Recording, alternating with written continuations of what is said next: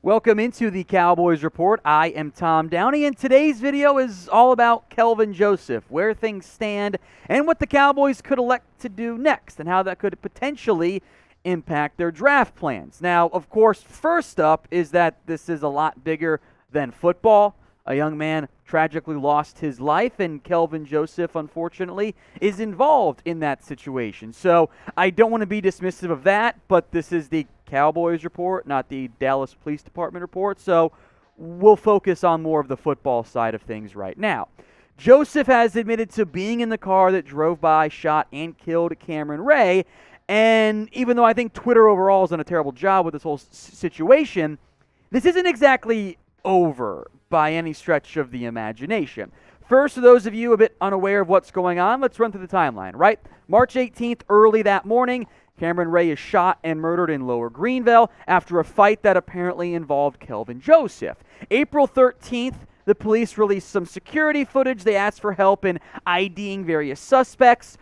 Within about 24-ish hours, Kelvin Joseph is publicly identified, and the police then request to speak with him about the shooting.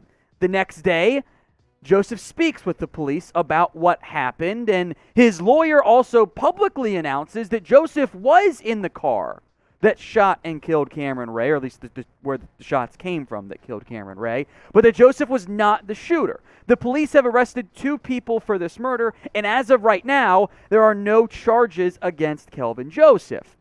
Now, I do want to emphasize this part. It feels like people have never really followed a legal case at some level. Yeah, there are no charges right now for Kelvin Joseph, but this case is very much far from over. This is not a situation that, okay, we're done, we're good here. You've got NFL potential discipline, and you've got legal still potential discipline for Kelvin Joseph. After all, he did know what happened for almost a month and then didn't speak to police until he pretty much had to. So I know that everyone wants instant, hey, this is going to happen, done deal, boom, we're on the next thing. You guys got to be patient here. I don't think this case is really settled as it relates to Kelvin Joseph or the Cowboys, as much as some people might like it to be. So I think patience is a big deal. We do know at least some of the things, or at least one side of those events, but I think patience is still the core issue here, which has not been shown in any capacity so far in this case, but, can't be naive, I guess, from that one. We'll spend, of course, a lot more time here on Kelvin Joseph, and I know there are calls to cut him, and I certainly understand that. And I want to hear from you guys. If we can be somewhat respectful in the comments, that'd be great. What should the Cowboys do with Kelvin Joseph? Type in C for they should cut him, K for you want to keep him, W for you want to wait and see what else happens. I'm going to make this question the pinned comment on today's video, so if the ad break comes on YouTube, take advantage of it. Head down there and let me know. I do want to emphasize this part again, because this is what I keep coming back to on a personal level. Joseph knew that a man was killed, and he knew who did it. And he did nothing about it. He even scrubbed his Instagram page until he absolutely had to. Now, look, there could be reasons or excuses why. Maybe he feared for his life. Maybe he didn't want to be a snitch, which I think is, pretty reasonable there, depending on which one it is. But it's also really messed up. That's not doing the right thing in any capacity. It's not what happened. This was a situation where Kelvin knew who did it, and he didn't tell anyone. That's really messed up as far as I'm concerned. Now, looking ahead, as it relates to the Cowboys as an organization and the football side of it, again, of course, acknowledging and knowing football's not the number one priority here. We'll take a look momentarily at how big of a need cornerback is, because in a case full of a reaction, I think there's been a pretty good amount of that as well. But first, Cowboys Report is also on Rumble, and we made some ground against our Giants channel and then lost it as well. We are over 100 followers behind our New York Giants channel here on Rumble. Let's get that changed. If you haven't already, please follow us, rumble.com/CowboysTV, for more free and uncensored videos on that platform. The Cowboys cornerback room is in a much different spot than what it was a year ago. A year ago, we're like, okay, you're hoping for a year two breakout from Trayvon Diggs. He's probably one guy. We're not sold on Anthony Brown. He hasn't been that great. Jordan Lewis, I guess, could be your nickel. And that's a huge reason why the Cowboys spent a third-round pick on Sean Wright, more on him in a second, and spent a second-round pick on Kelvin Joseph, because we all thought and knew the Cowboys wanted to draft J.C. Horn, Patrick Surtain. Didn't go that way. They took Joseph in the second. And in the end, Joseph didn't play that much.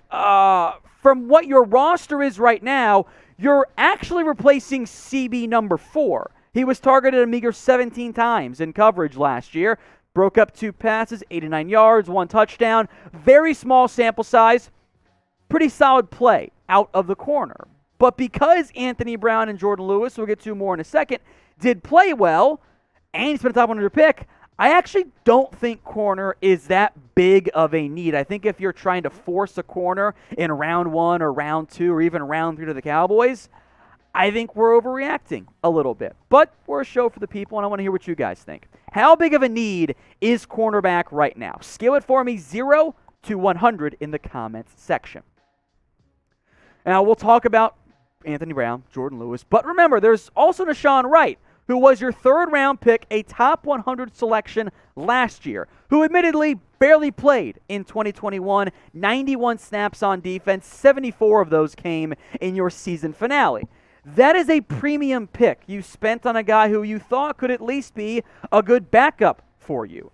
That, in theory, shouldn't have or hasn't changed. So if Wright's your 4th, given what you invested in him, it's not the worst outcome. And Anthony Brown's significantly better play last year, maybe it really was changing the defensive coordinator that helped out a lot of your defensive players, means you don't have to have a new starter. Now, if you want to find a future guy, if you want to ward against regression, I get all of that. That makes sense to me. And maybe you're looking for a new nickel corner if you're not sold on Jordan Lewis, who is now entering the second year of his deal. Brown's in his third. Looking ahead long term, yeah, I do think you want to add another corner in some capacity. But when you look at what the needs this team has right now, it's not top 5 for me. Offensive guard, you need a day 1 starter, maybe even some depth. Receiver, you don't want to have injured Michael. Like right now, you're set up to have James Washington as your wide receiver 2 and unknowns in Noah Brown and Fayoko as receiver 3 in week 1. You need 1 to 2 guys there.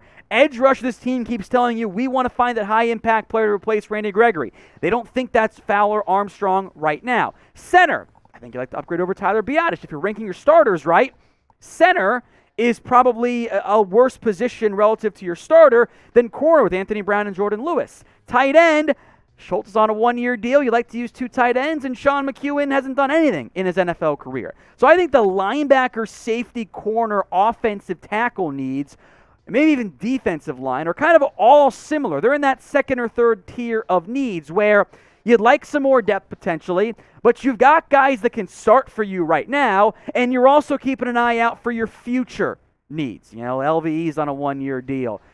Does Donovan Wilson ever stay healthy? So if you want to put corner at like 6 or 7, I get that. I think at some level you have to operate as if you don't have Kelvin Joseph moving forward, but that's a complete unknown. He is a wild card right now as it relates to this team moving forward. If you want daily Dallas Cowboys videos, hit that big red button and subscribe today. YouTube.com/CowboysTV. We are less than 300 subs away from 127,000. So if you haven't already, join us for free daily videos right here at the Cowboys Report. Let's look now at some potential Kelvin Joseph replacements in the event it does come to that, because trying to make this kind of like the overarching Kelvin Joseph video, all the different things that you guys have been asking me about so far. I think draft is where you look first. The Cowboys have 9 picks in this year's draft.